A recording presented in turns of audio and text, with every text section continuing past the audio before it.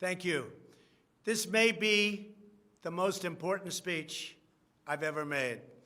I want to provide an update on our ongoing efforts to expose the tremendous voter fraud and irregularities which took place during the ridiculously long November 3rd elections. We used to have what was called Election Day. Now we have election days, weeks and months, and lots of bad things happened during this ridiculous period of time, especially when you have to prove almost nothing to exercise our greatest privilege, the right to vote. As president, I have no higher duty than to defend the laws and the Constitution of the United States. That is why I am determined to protect our election system, which is now under coordinated assault and siege. For months leading up to the presidential election, we were warned that we should not declare a premature victory. We were told repeatedly that it would take weeks, if not months, to determine the winner, to count the absentee ballots, and to verify the results. My opponent was told to stay away from the election. Don't campaign. We don't need you. We've got it. This election is done. In fact, they were acting like they already knew what the outcome was going to be. They had it covered, and perhaps they did, very sadly for our country. It was all very, very strange.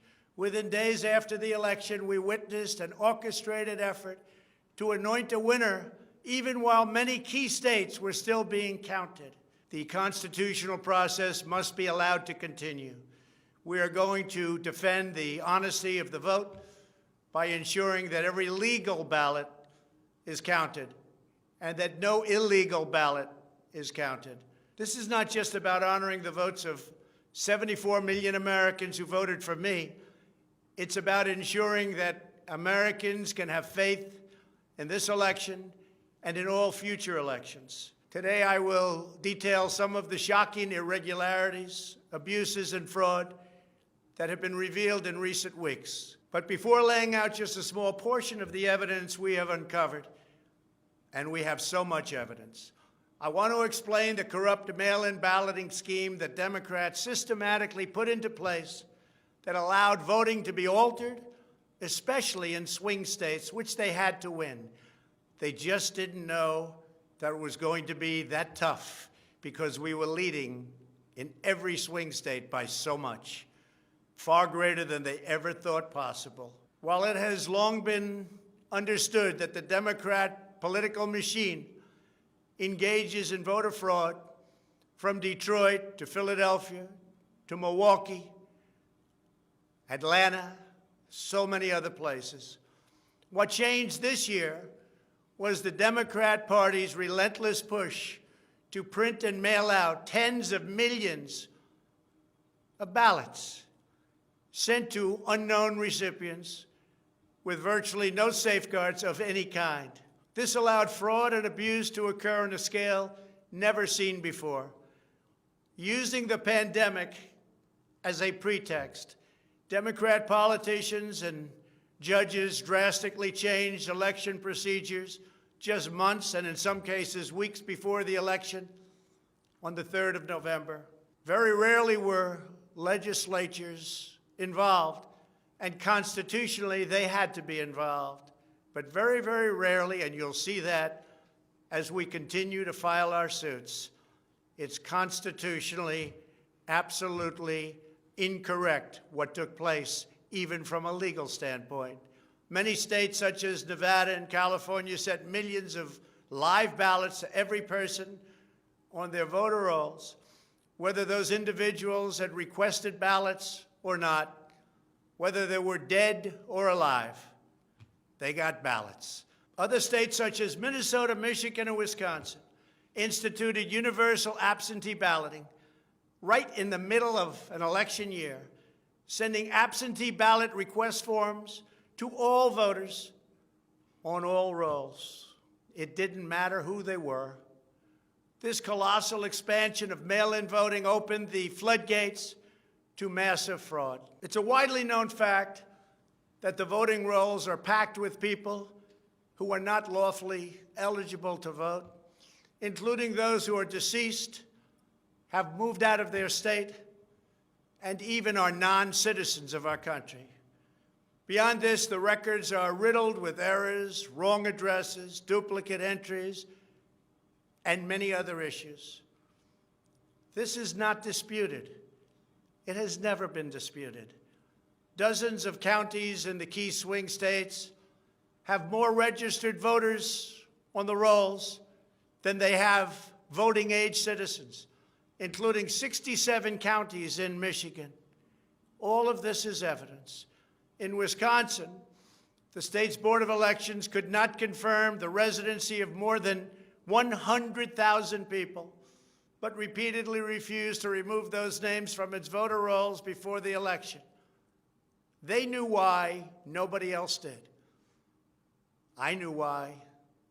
They're illegal voters. It is a travesty that in the year 2020, we do not have any means of verifying the eligibility of those who cast ballots in an election, and such an important election it is, or determining who they are, whether they live in the state, or whether they are even American citizens.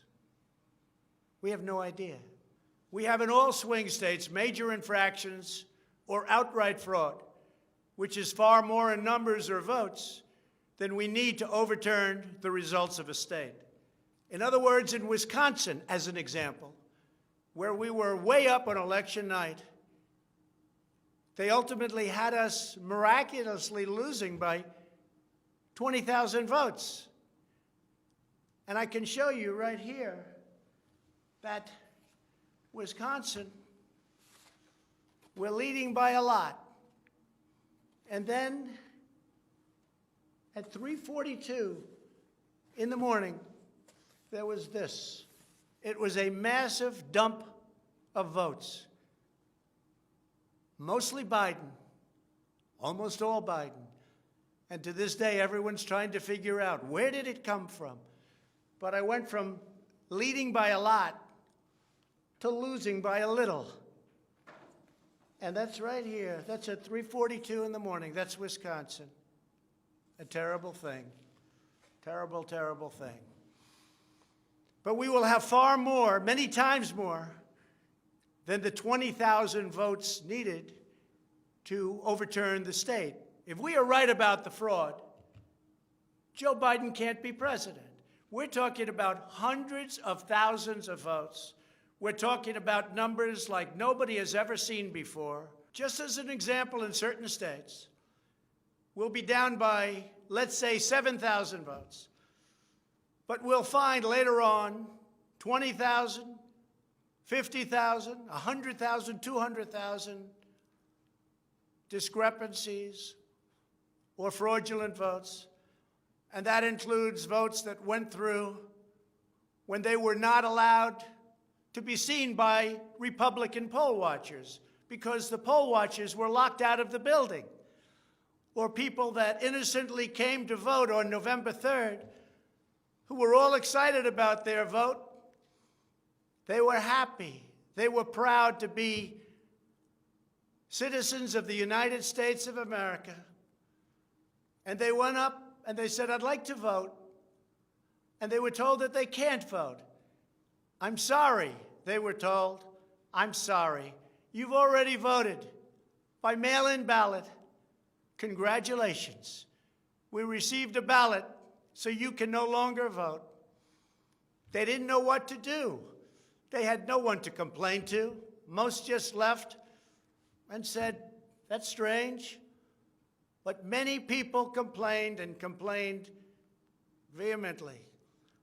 And in a lot of cases, they filled out a provisional ballot, which was almost never used, but in virtually every case was a vote for Trump. In other words, they went in to vote, and they were told that they voted. And they didn't vote. And they left, and they felt horror. And they lost respect for our system. And this happened tens of thousands of times all over the country. That's how desperate the Democrats were. They would fill out ballots of people, not even knowing if these people were going to show up. And when they did show up, they said, sorry, you've already voted. And on top of everything else, we have a company that's very suspect. Its name is Dominion. With the turn of a dial or the change of a chip, you can press a button for Trump and the vote goes to Biden. What kind of a system is this? We have to go to paper. Maybe it takes longer, but the only secure system is paper. Not these systems that nobody understands, including, in many cases, the people that run them, although unfortunately, I think they understand them far too well. In one Michigan county, as an example, that used Dominion systems, they found that nearly 6,000 votes had been wrongly switched from Trump to Biden. And this is just the tip of the iceberg. This is what we caught. How many didn't we catch? Are there hundreds of other examples throughout the country? Are there thousands? We just got lucky, and they called it a glitch. But we found numerous glitches that evening. 96% of the company's political donations went to Democrats, not surprisingly. And frankly, when you look at who's running the company, who's in charge, who owns it, which we don't know, where are the votes counted, which we think are counted in foreign countries, not in the United States, Dominion is a disaster. Election authorities in Texas have repeatedly blocked the deployment of Dominion systems due to concerns about security vulnerabilities and the potential for errors and outright fraud. Every district that uses Dominion systems must be carefully monitored and carefully investigated, but not only for the future. Right now, we're worried about the present and what went on with an election that we won without question. Under my lead, the Republicans won almost every state house in the United States, which they weren't expected to do.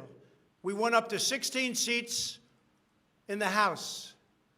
The numbers are still being tabulated because there are 9 seats that nobody really knows. They don't know. They're still, 2 weeks later, still under consideration because it's a mess.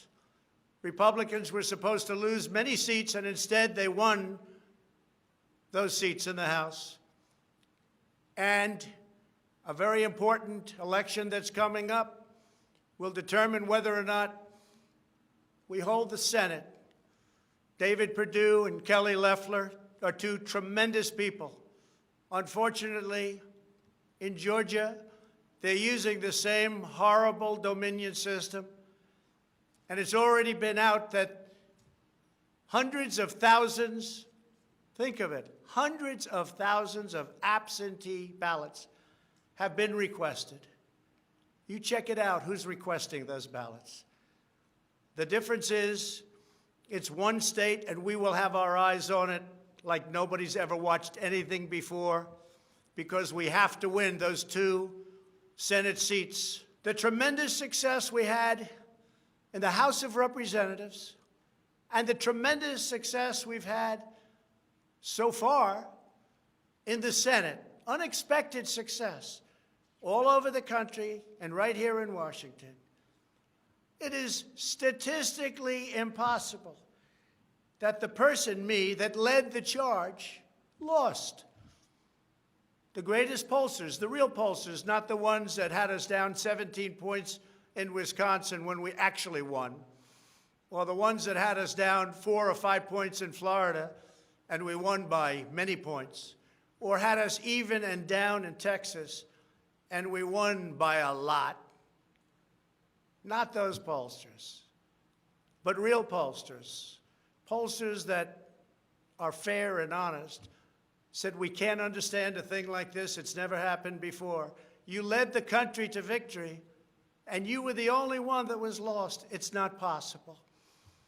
The Speaker of the House of a certain state said, sir, I expected to lose my seat, and instead, because of you and because of that incredible charge and all of those rallies, We got a tremendous victory, and everybody knows it. You were much more popular than me, sir, except I got many more votes than you did. And it's impossible that that happened. There is something wrong.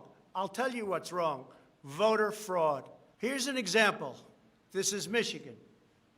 At 6:31 in the morning, a vote dump of 149,772 votes came in unexpectedly. We were winning by a lot. That batch was received in horror. Nobody knows anything about it. By the way, there's your line. This is one of many. Here's what is normal. And all of a sudden, look at that. This is normal, normal. Look, even here, normal. And then boom, all of a sudden, I go from winning by a lot to losing a tight race. It's corrupt. Detroit is corrupt. I have a lot of friends in Detroit. They know it. But Detroit is totally corrupt. Look at this. Look at this. That's at 6:31 in the morning. Unexpectedly came in. In the recent recount in Georgia, which means nothing because they don't want to check signatures. And if you're not going to check signatures in Georgia, it doesn't work. But we have a Secretary of State and a governor who made it very difficult to check signatures. Why? You'll have to ask them. But without a signature match or check, it doesn't matter. They found thousands and thousands of votes that were out of whack, all against me. This was during a recount that I didn't even think mattered. They found many thousands of votes, and that recount didn't matter. The one that matters is the one that's going on now. That because of the fact it's so close, they had to, by law, give another recount. But the recount has to be a recount where they check the signatures. Otherwise, they're just checking the same dishonest thing. It won't matter. In this case, the signatures on envelopes are the only thing that is relevant. We will compare the signature on the envelope to the signatures from past elections, and we will find that many thousands of people signed these ballots illegally. The Democrats had this election rigged right from the beginning. They used the pandemic, sometimes referred to as the China virus, where it originated, as an excuse to mail out tens of millions of ballots, which ultimately led to a big part of the fraud, a fraud that the whole world is watching. And there is no one happier right now than China. Many people received 2, 3, and 4 ballots. They were sent to dead people by the thousands. In fact, dead people, and we have many examples, filled out ballots, made applications, and then voted, which is even worse. In other words, dead people went through a process. Some have been dead for 25 years. Millions of votes were cast illegally in the swing states alone. And if that's the case, the results of the individual swing states must be overturned, and overturned immediately. Some people say that's too far out. That's too harsh.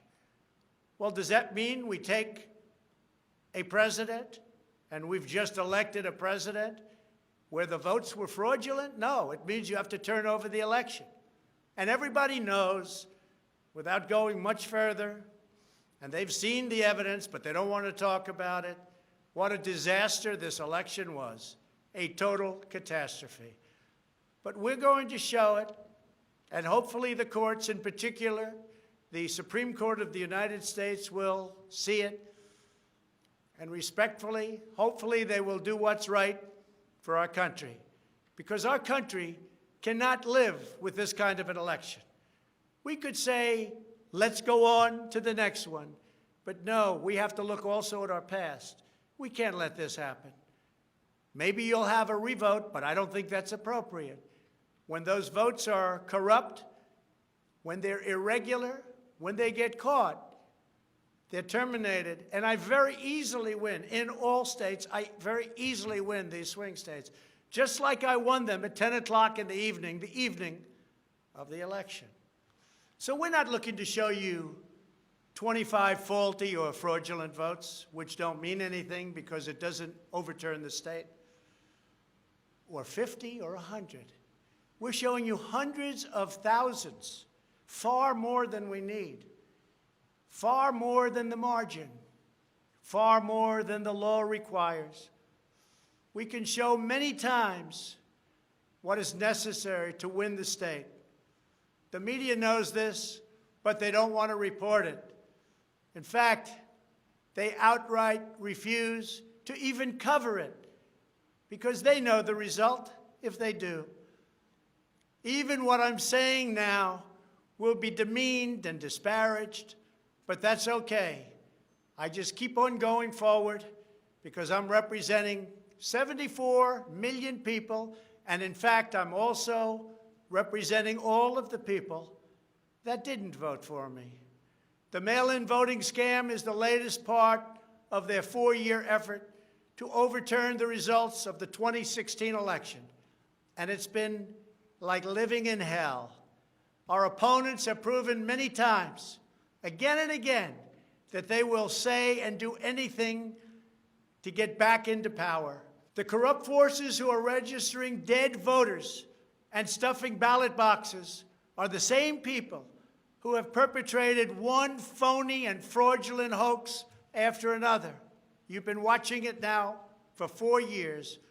These entrenched interests oppose our movement because we put America first. They don't put America first. And we're returning power to you, the American people. They don't want America first. They only want power for themselves. They want to make money. That's why they don't want me as your president. I've been investigated from soon after I announced I was running for president, when I immediately went to #1 in the Republican primary polls. The investigations never stopped. They went on for 4 years. And I won them all. I beat them all. Russia, Russia, Russia. The impeachment hoax, and so much more. Robert Mueller spent $48 million of taxpayer money investigating me for 2.5 years, issued over 2,800 subpoenas, executed nearly 500 search warrants, issued 230 orders for communications records, and conducted 500 witness interviews, all looking to take me down. There was no collusion in the end, none whatsoever. Senator Marco Rubio, the head of the Senate Intelligence Committee, stated the committee found no evidence that then-candidate Donald Trump or his campaign colluded with the Russian government. And I thank Senator Rubio for that statement.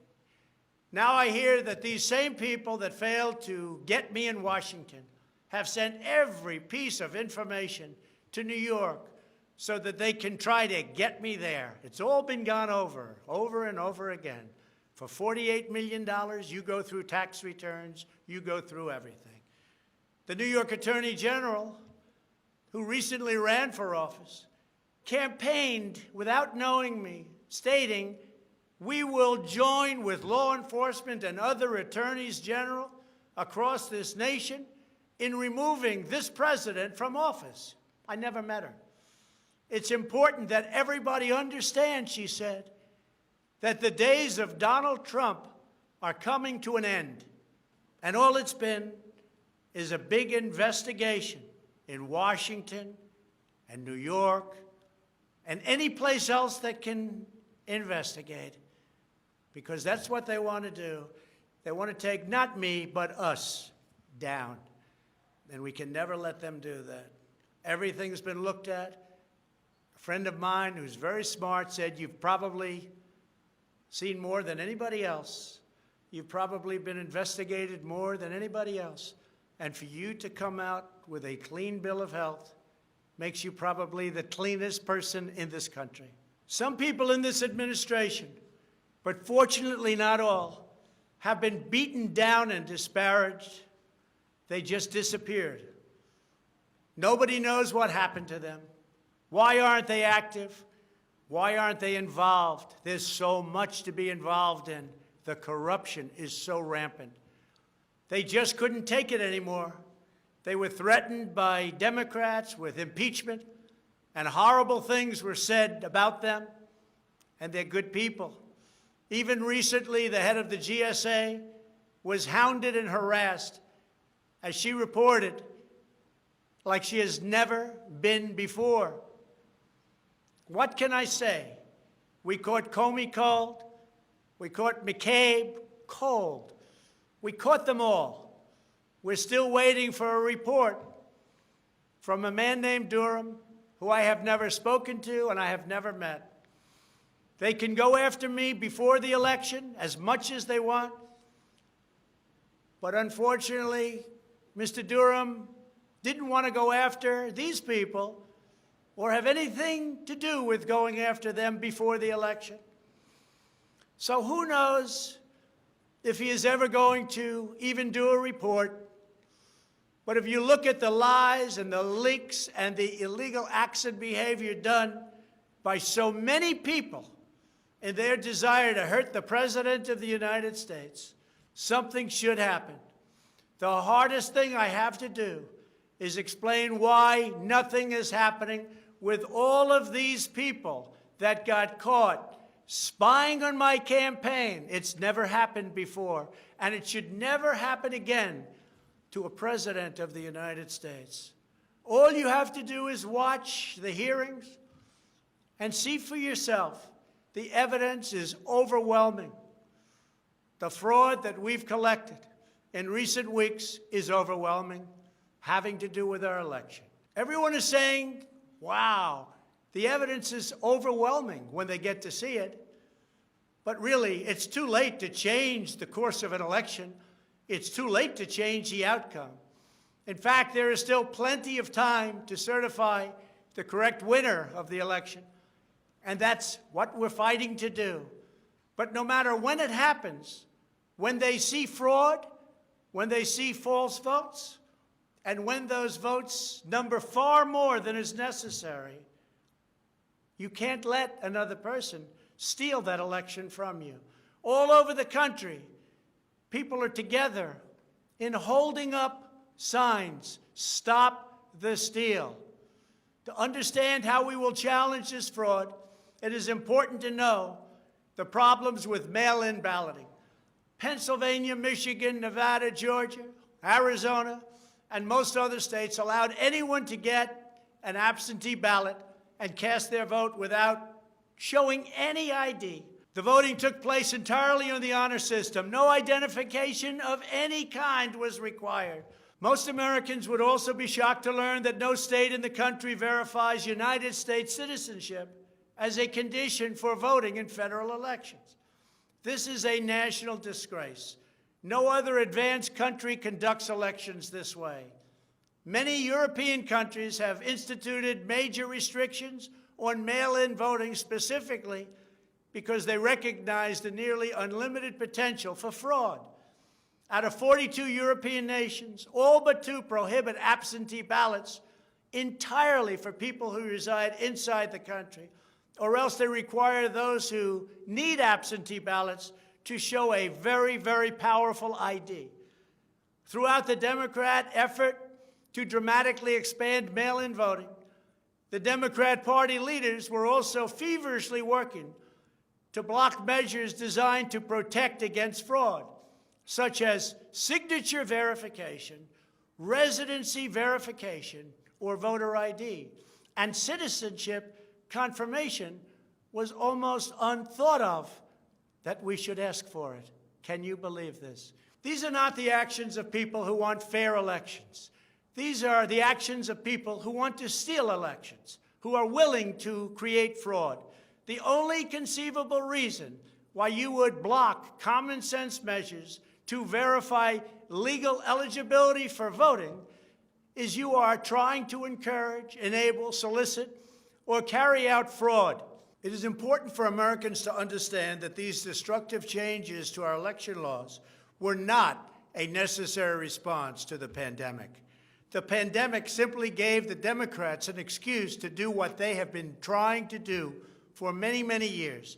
In fact, the very first bill that House Democrats introduced when Nancy Pelosi became Speaker was an attempt to mandate universal mail-in voting and eliminate measures such as voter ID, which is so necessary. Dramatically eroding the integrity of our elections was the Democrats' #1 priority for a simple reason. They wanted to steal the 2020 presidential election. All of the Democrat efforts to expand mail-in balloting laid the groundwork for the systematic and pervasive fraud that occurred in this election. In Pennsylvania, large amounts of mail-in and absentee ballots were processed illegally and in secret in Philadelphia and Allegheny counties without our observers present. They were not allowed to be present. In fact, they weren't even allowed in the same room. They were thrown out of the building, and they looked from outside in, but they had no way of even seeing because there were no windows, and the windows that were there were boarded up. Democrats even went to the Pennsylvania Supreme Court to block observers from receiving access. There is only one possible reason that the corrupt Democrat political machine would oppose transparency during the vote counting. It's because they know they are hiding illegal activity. It's very simple. This is an egregious, inexcusable, and irreversible harm that stains the entire election. Yet this unprecedented practice of excluding our observers, our vote watchers, as some people call them, occurred in Democrat-run cities and key states all across the nation. Here are just some of the additional facts that we've uncovered. Many voters all across Pennsylvania received 2 ballots in the mail, and many others received mail-in ballots for which they never applied. So many got ballots, they didn't even know what they were for. And again, so many received more than 1 ballot, in some cases more than 2 ballots. And they happened to be, for the most part, Democrats. In Fayette County, Pennsylvania, multiple voters received ballots that were already filled out. They didn't know what happened. In Montgomery County, Pennsylvania, a poll watcher overheard unregistered voters being told to return later to try to vote under a different name. Tens of thousands of voters across Pennsylvania were treated differently based on whether they were Republicans or Democrats. Voters who submitted flawed ballots in some Democrat precincts were notified and asked to fix their ballots, while Republican precincts, and in particular Republican voters, were not so notified, which plainly violates the Equal Protection Clause of the United States Constitution. If you were a Democrat, we're going to fix up your ballot, make sure it's perfect. If you are a Republican, don't even talk about it. In Michigan, a career employee of the city of Detroit witnessed city workers coaching voters to vote straight Democrat while accompanying them to watch who they were voting for, violating the law and the sanctity of the secret ballot. You can't do that. The same worker says she was instructed not to ask for any ID and not to attempt to validate any signatures. She was also told to illegally backdate ballots, many, many ballots, received after the deadline. This is something that is so unconstitutional. And she estimates that thousands and thousands of ballots were improperly backdated by her and many others. Other witnesses in Detroit also saw election officials counting batches of the same ballots many times, as well as illegally duplicating ballots. One observer testified to seeing boxes and boxes of ballots, all bearing the same signature. Another observer in Detroit gave sworn testimony that he saw countless invalid ballots that did not belong to properly registered voters, and then witnessed election workers in Wayne County entering fake birth dates into the system in order to illegally count them. Witnesses have signed sworn affidavits. In other words, you go to jail if you lie. testifying that after election officials announced the last absentee votes had been received, a batch of tens of thousands of ballots arrived, many without envelopes, all voting for Democrats. In Wisconsin, a record number of voters were categorized as indefinitely confined, a status reserved for severely disabled individuals, also for the elderly, that allow them to vote without showing ID. Last year, approximately 70,000 people claimed this status statewide. This year, the number miraculously was nearly 250,000 voters after election officials in Milwaukee and Dane counties, a couple of the most corrupt political places in our country, urged citizens to improperly register under this status. And register they did in levels that don't exist. In Wisconsin, there are approximately 70,000 absentee ballots that do not have matching ballot applications as required by law. In Georgia, 9 observers have testified to seeing countless irregular ballots without the creases or typical markings indicating that the ballots did not arrive in envelopes as required. A poll watcher in Fulton County estimated that approximately 98% of the large number of unusually pristine ballots that she witnessed were for Biden, a highly unusual number. In addition, thousands of uncounted ballots were discovered in Floyd, Fayette, and Walton counties weeks after the election, and these ballots were mostly from Trump voters. They weren't counted.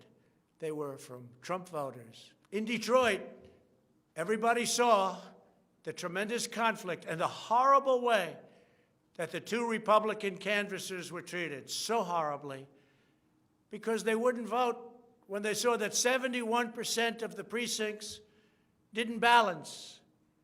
And also, there were more votes than there were voters. Think of that. You had more votes than you had voters. That's an easy one to figure. And it's by the thousands. In Arizona, in-person voters whose ballots produced error messages from tabulation machines were told to press a button that resulted in their votes not being counted. Also in Arizona, the Attorney General announced that mail-in ballots had been stolen from mailboxes and hidden under a rock.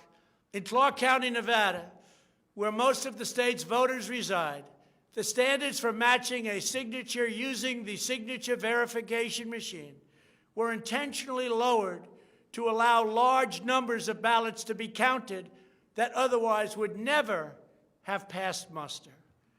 This machine was set at the lowest level. According to one report, in order to test the process, 9 voters in Clark County cast ballots with intentionally incorrect signatures, and 8 of the 9 ballots were accepted and counted. They said you could sign your name as Santa Claus, and it would be accepted. Last week, the Clark County Commission threw out the results of a local election after the registrar reported finding, quote, discrepancies that we can't explain. Also in Nevada, some voters were entered into a raffle for more than a dozen gift cards worth as much as $250 if they could prove they had voted. This took place on Indian reservations. One of the most significant indications of widespread fraud is the extraordinarily low rejection rates for mail-in ballots in many key states. These are the states that I had to win. In swing state after swing state, the number of ballots rejected has been dramatically lower than what would have been expected based on prior experience. That means years and years of voting. In Georgia, just 0.2%, that's substantially less than 1%, of mail-in ballots have been rejected. In other words, almost none have been rejected. They took everything. Nothing was rejected practically, compared to 6.4% in 2016, and there are those that think that 6.4 was a low number. So think of it, almost none were rejected, and the previous election, 6.4% were rejected. We have seen similar declines in Pennsylvania, Nevada, and Michigan. Ballots weren't rejected, especially if they happen to be in Democrat areas. These irregularities are inexplicable unless there is a deliberate effort to accept ineligible ballots or fraudulent ballots. In Pennsylvania, the Secretary of State and the state Supreme Court, in essence, abolished signature verification requirements just weeks prior to the election in violation of state law. You're not allowed to do that. It has to be approved by the legislature. A judge can't do it, a state can't do it, an official can't do it. The only one that can do it is the legislature. The reason for this is clear. They were not verifying signatures because they know the ballots have not been filled out by the voters in whose names they were cast. In other words, people filled them out that had nothing to do with the names on the ballot. A simple recount of the ballots under these circumstances only compounds the fraud.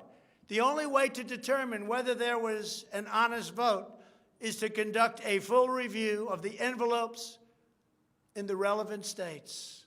You will find that many of them, tens of thousands, have fraudulent signatures. A full forensic audit is required to ensure that only legal ballots from lawfully registered voters that were properly cast are included in the final count. This election is about great voter fraud, fraud that has never been seen like this before. It's about poll watchers who were not allowed to watch. So illegal.